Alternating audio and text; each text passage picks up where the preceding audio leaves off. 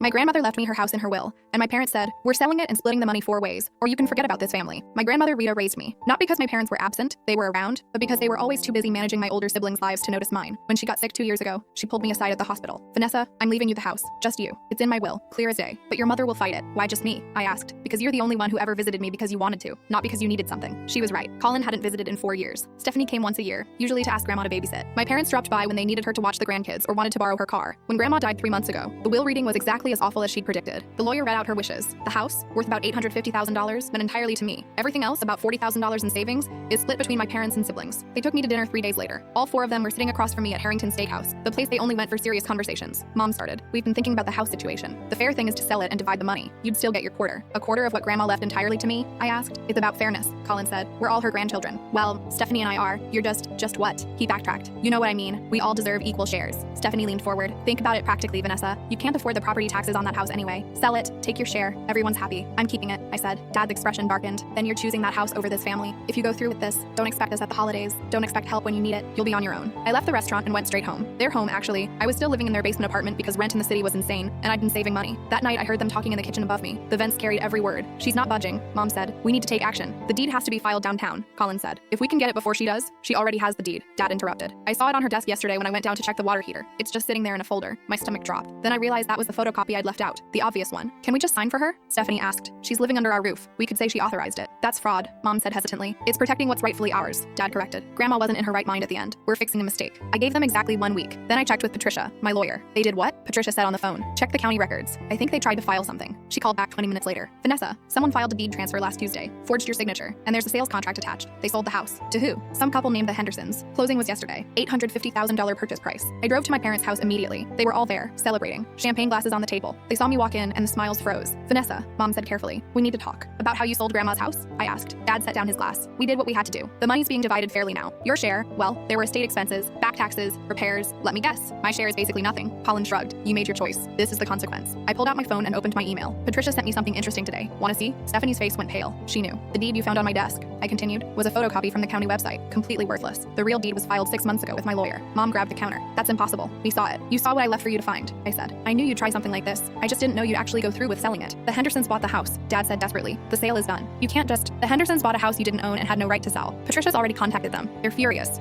Something about their life savings and their kids' college funds." Colin stood up. "Wait, we can fix this. We'll give the money back." "What money?" I asked. "You said it's gone to estate expenses." Stephanie was crying now. "Vanessa, please. We made a mistake. We're family." "Family," I repeated. "Right. The same family that forged my signature and sold property that wasn't theirs because they couldn't stand that Grandma actually loved me." I walked toward the door. My bag's already in my car from this morning. "Where are you going?" Mom asked. "Grandma's house. My house."